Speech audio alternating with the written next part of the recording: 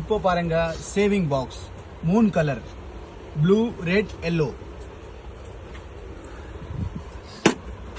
நீங்க செல் போடலாம். இந்த பாஸ்வேர்டு பாருங்க 00 பிரஸ் பண்ணிட்டோம்.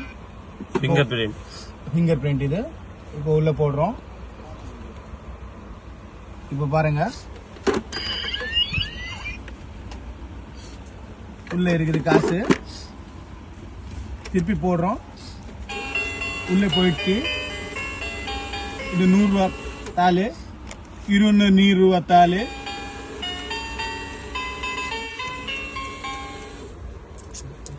இப்போ காயின் போடுறோம்.